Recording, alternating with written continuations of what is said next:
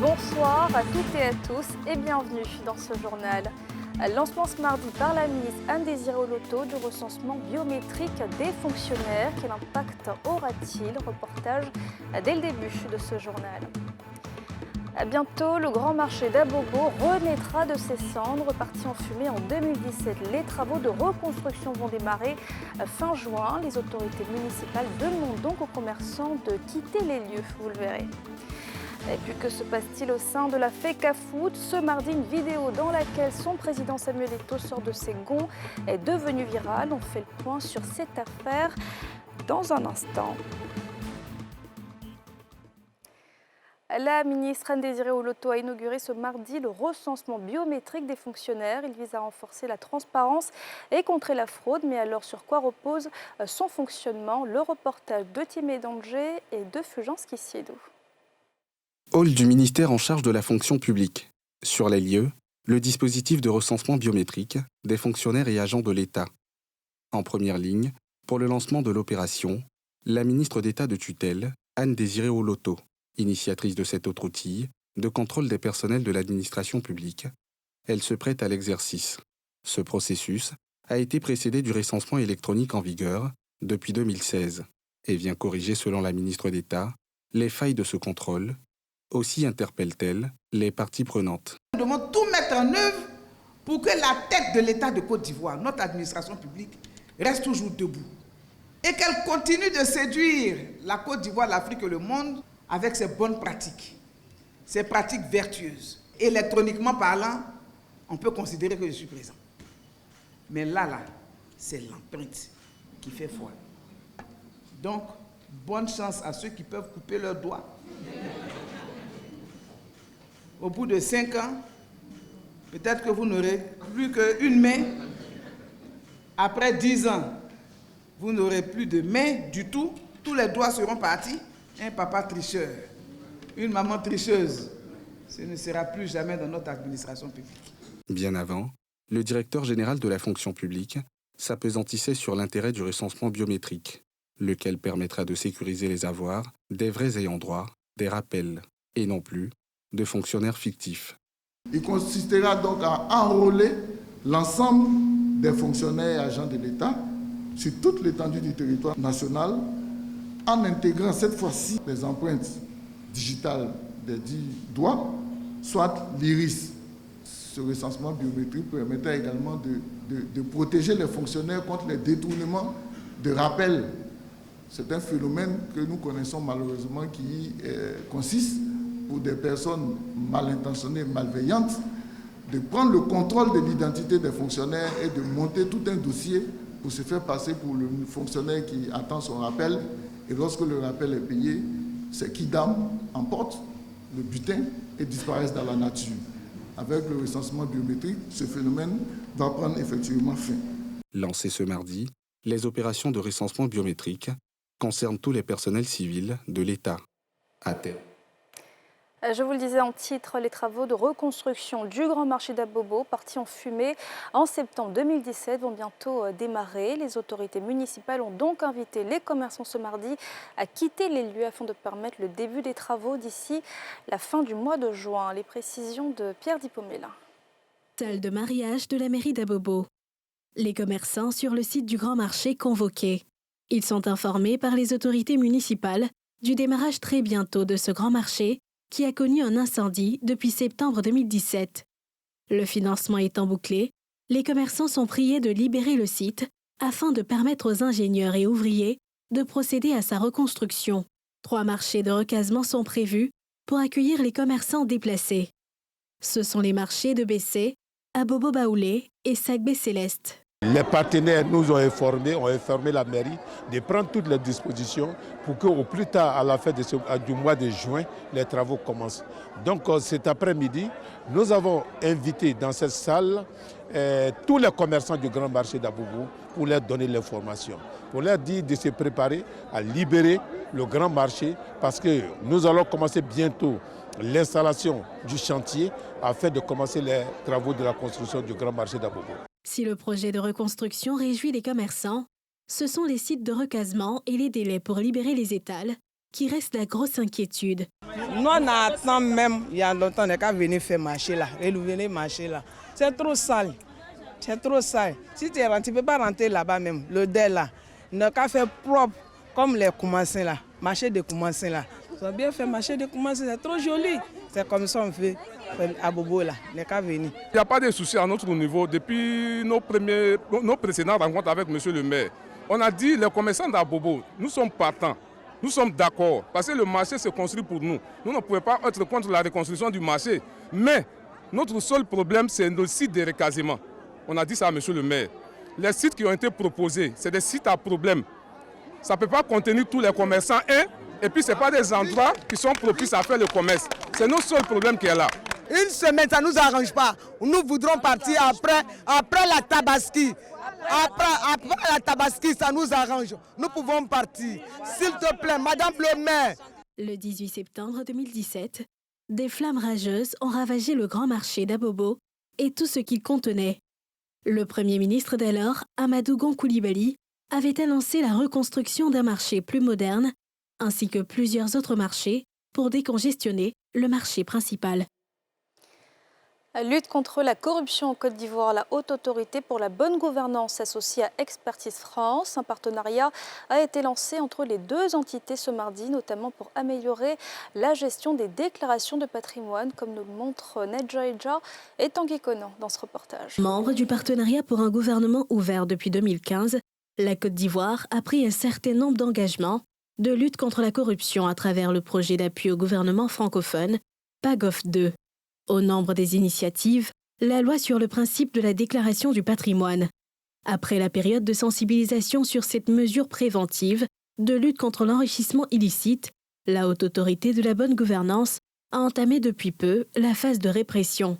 L'une des phases de sanctions en matière de déclaration ou de non-déclaration de patrimoine ou de force déclaration de patrimoine, c'est les exploits de commissaires de justice que nous avons commencé à délivrer aux assujettis réfractaires à partir du mois de novembre 2023. Au-delà de tout ceci, nous voulons développer un projet structurant qui nous permette de mieux traiter les déclarations de patrimoine, de vérifier la sincérité des déclarations de patrimoine et de voir également les situations entre la déclaration de patrimoine d'entrée en fonction et de sortie de fonction, de vérifier, je le disais, les situations d'enrichissement illicite.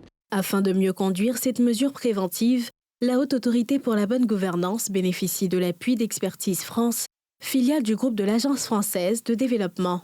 Il ne suffit pas de recueillir les déclarations de patrimoine, encore faut-il pouvoir donner les suites qui sont prévues dans les textes réglementaires. Et c'est sur ce point que nous avons été sollicités, sur ce point que nous accompagnerons la Haute Autorité pour la bonne gouvernance.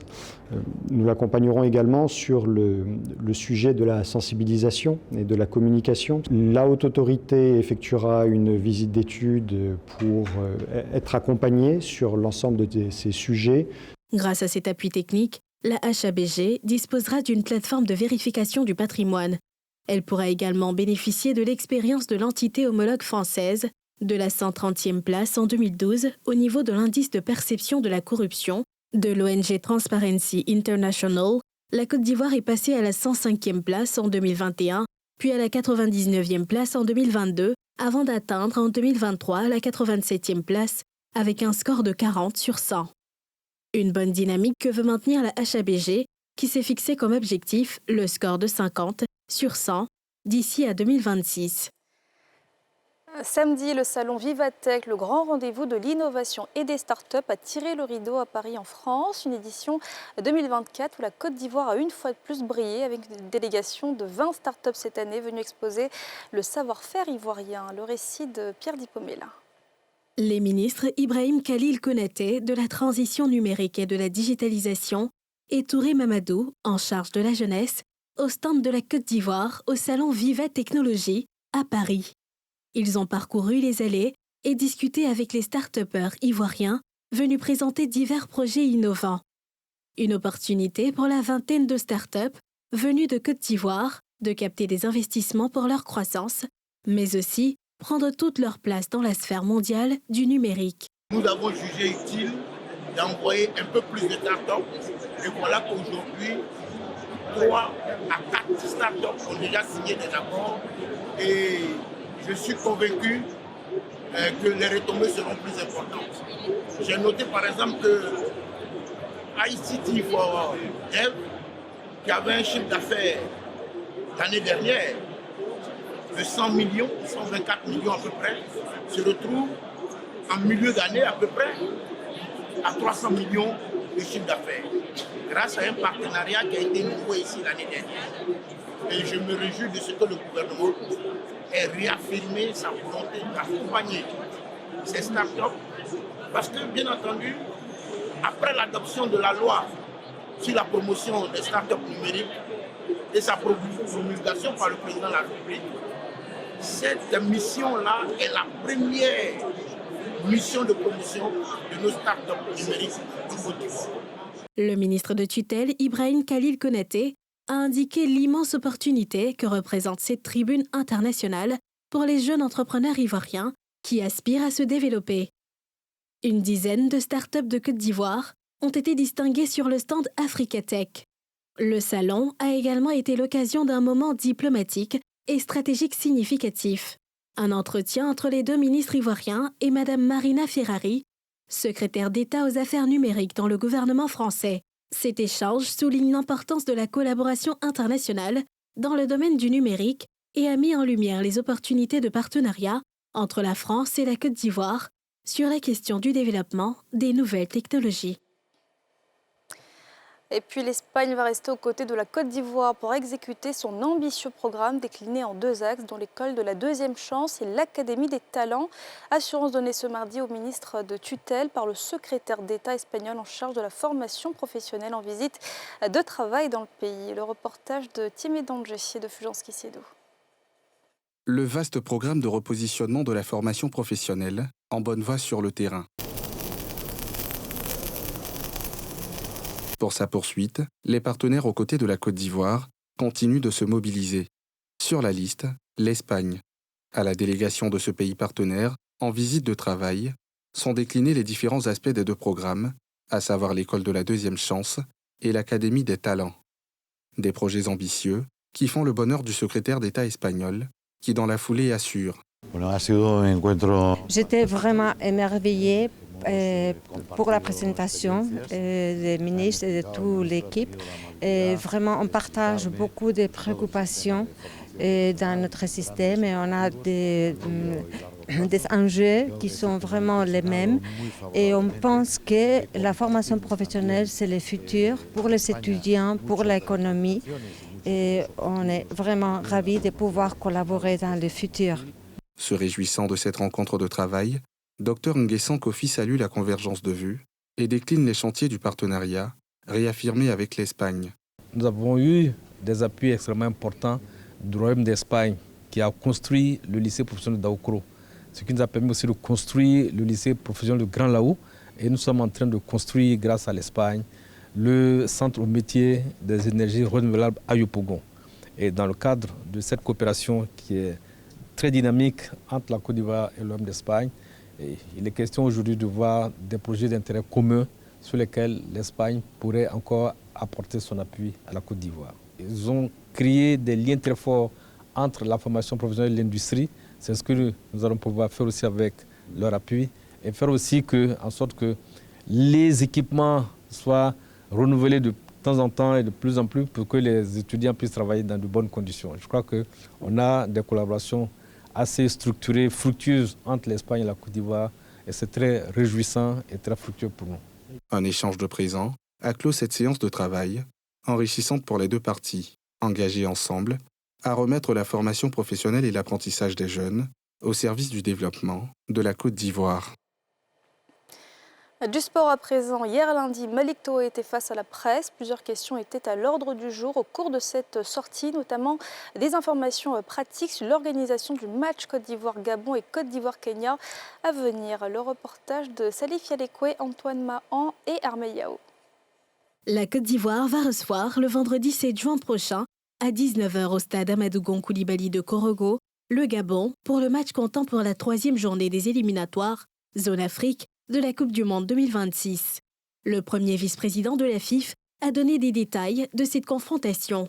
Pour la billetterie, nous avons édité aujourd'hui 17 650 billets pour ce match.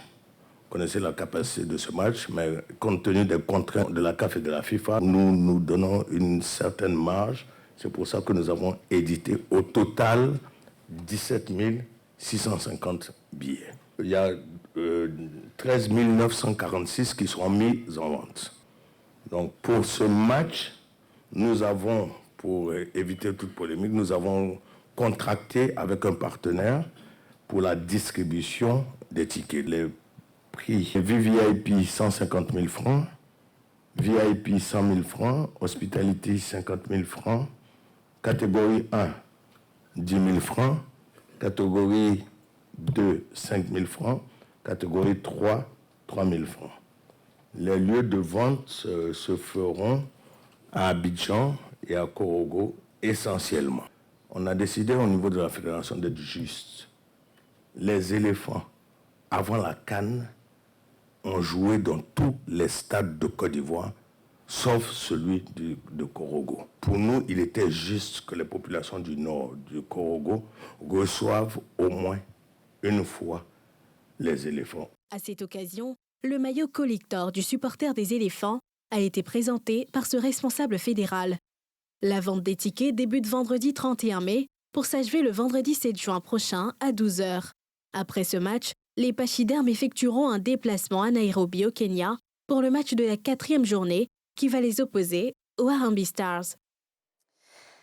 Et la crise au sein du football camerounais s'aggrave avec des tensions entre le ministre des Sports et Samuel Eto'o, le président de la FECAFOOT. Une réunion au siège de l'institution a dégénéré ce mardi. On fait le point sur cette situation avec Salih Alekwe. Conflit ouvert avec le ministère des Sports, le président de la Fédération camerounaise de football FECAFOOT a limogé la semaine dernière le sélectionneur de l'équipe nationale Marc Brice, nommé par la tutelle. L'entraîneur de football belge a été nommé le 3 avril 2024 par le ministère des Sports sur fond de désaccord avec la FECAFOOT, dirigée par Samuel Eto'o, l'ancienne star du football national, qui a fait ses beaux jours au FC Barcelone, en Espagne. Face à cette décision prise sans son accord, Eto'o avait cherché à contrecarrer la nomination du coach belge en imposant ses propres hommes au sein de l'encadrement, des lions indomptables. Ce mardi, une réunion au siège de la FECAFOOT a viré à des échanges houleux entre acteurs du sport roi, notamment Samuel Eto'o et le conseiller du ministre des Sports d'une part, d'autre part, l'ancien Barcelonais et le sélectionneur Marc Brice. C'est moi qui décide à la fin. Non, vous ne décidez pas. Parce que ce que vous faites, monsieur le sélectionneur, c'est moi qui l'assume. C'est moi le président de la fédération. Ce que vous faites, c'est moi qui l'assume. Ce n'est pas vous. Dans votre pays, je ne le fais pas. Et vous ne me parlez pas comme ça, monsieur le sélectionneur. La FECAFOOT, à travers ses canaux digitaux, a donné sa version des faits. Le président de la FECAFOOT, après avoir rappelé fermement à M. Tolio qu'il n'était pas convié à la dite réunion, le conseiller technique numéro 2 du MINSEP a instruit à M. Brice et ses assistants de quitter la salle. Le président de la FECAFOOT a par la suite rappelé à M. l'entraîneur, sélectionneur, que son employeur utilisateur est la FECAFOOT et qu'il assumerait les conséquences liées à ces manquements. M. Brice, avant de quitter la salle, s'est lancé dans des insultes et invectives à l'endroit de M. Eto'o fils, président de la FECAFOOT, en lui rappelant que c'est lui l'entraîneur, sélectionneur, et que c'est lui qui décide. Une autre rencontre était annoncée dans l'après-midi, du côté du ministère en charge des Sports. Qui aura le dernier mot dans ce bras de fer entre le ministère des Sports et la FECAFOOT? Et voilà, c'est ainsi que s'achève ce journal. Merci de l'avoir suivi. Excellente suite de programmes sur la nouvelle chaîne ivoirienne.